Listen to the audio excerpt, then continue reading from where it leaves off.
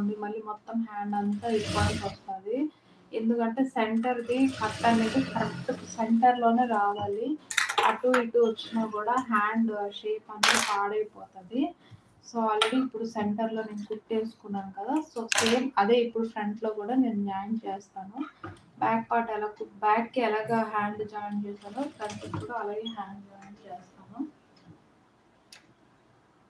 ఇలా కుట్టేసుకోవాలి.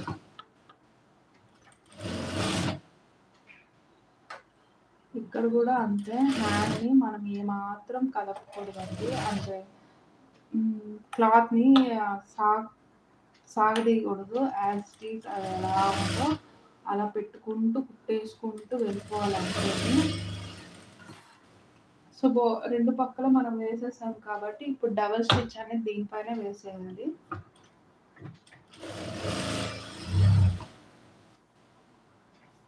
హ్యాండ్కి తర్వాత ఓవర్లాక్ చేసుకుంటే మీకేం గుర్తుకోదు. చాలా మంది ఓవర్లాక్ చేయించుకోరు, బట్ ఓవర్లాక్ చేయించుకుంటేనే బ్లౌజ్ ఫినిషింగ్ బాగుంటుంది. అలాగే మనకి గుచ్చుకోకుండా కూడా ఉంటుంది.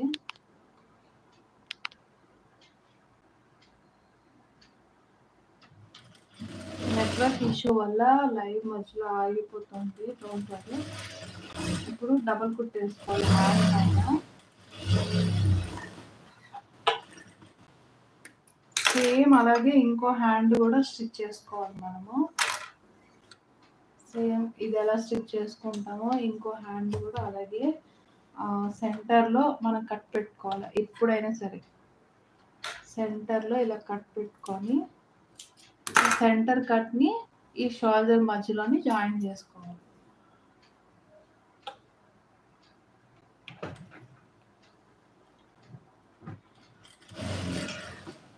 ఇలా రఫ్ వేసుకున్న తర్వాత మనం ఫ్రంట్ పార్ట్కి జాయిన్ చేసుకోవాలి.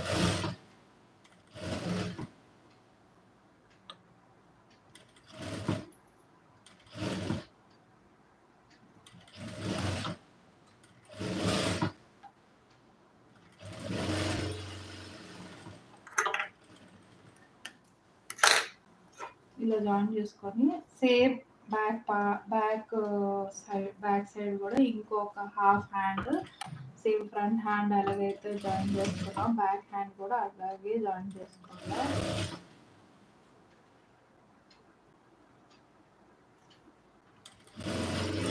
జస్ట్ పడుతున్నా అంతేని, ఏం క్లాత్ని సాగదీయట్లేదు. సాగదీస్తే హ్యాండ్ షేప్ కూడా పోతుంది. ఎందుకంటే ఇది క్రాస్లో వస్తుంది కదా కటింగ్ అనేది, అందుకే అన్నిసార్లు చెప్తున్నాను క్లాత్ని లాగి పట్టుకోకూడదు అని.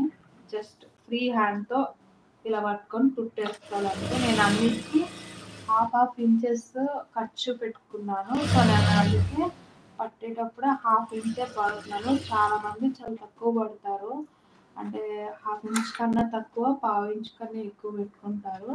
బట్ నేను హాఫ్ ఇంచే పెట్టుకుంటాను, ఎందుకంటే మనకి క్లాత్ ఏమైనా అటు ఇటు అయినా కూడా అడ్జస్ట్ చేసుకోవడానికి వీలు ఉంటుంది.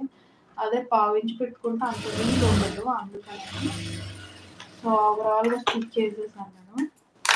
ఇప్పుడు బ్లౌజ్ సైడ్ ఫిట్టింగ్ చేసుకోవాలి మనము. చాలా మందికి ఇక్కడే తప్పులు అవుతాయి. నేను ఒక చిన్న టిప్ చెప్తాను. అదేమంటే ఇక్కడ నాకైతే ఫ్రంట్ అండ్ బ్యాక్ రెండు ఈక్వల్గా ఉన్నాయి కాబట్టి ప్రాబ్లం లేదు. చాలామందికి ఈక్వల్గా ఉండదు కాబట్టి ఏం చేస్తారంటే, ఫర్ సపోజ్ చూడండి, ఇది ఫ్రంట్ పార్ట్, ఇది ఫ్రంట్ పార్ట్, ఇది బ్యాక్ పార్ట్. ఒకవేళ ఎప్పుడైనా మీరు బ్లౌజ్ ఇలా పెట్టుకునేటప్పుడు ఫ్రంట్ పార్ట్ కన్నా బ్యాక్ పార్ట్ ఇలా తక్కువ వచ్చిందే అనుకోండి, ఫర్ సపోజ్ ఒక హాఫ్ ఇంచ్ అట్లా తక్కువ వచ్చింది అన్నప్పుడు మీరు ఏం చేస్తారంటే, అంటే కొత్తల్లో కుట్టేటి వాళ్ళు ఏం చేస్తారంటే బ్యాక్ పార్ట్కి కుట్టుకోకండి, ఫస్ట్ ఫ్రంట్ పార్టే కుట్టుకోండి. ఫ్రంట్ పార్ట్ హ్యాండ్స్ అన్నీ కుట్టుకున్న తర్వాత బ్యాక్ పార్ట్లో ఈ పార్ట్కి ఏం చేస్తారంటే ఫ్రంట్ పార్ట్ని బ్యాక్ పార్ట్ పైన ఇలా పెట్టి, ఒకవేళ ఇది హాఫ్ ఇంచ్ అట్లా పైకి ఉన్నది అని అంటే మీరు ఇక్కడ ఒక హాఫ్ ఇంచ్కి అలాగే ఇలా క్రాస్గా లైన్ ఒకటి గీసుకొని ఇలా కట్ చేసేయండి.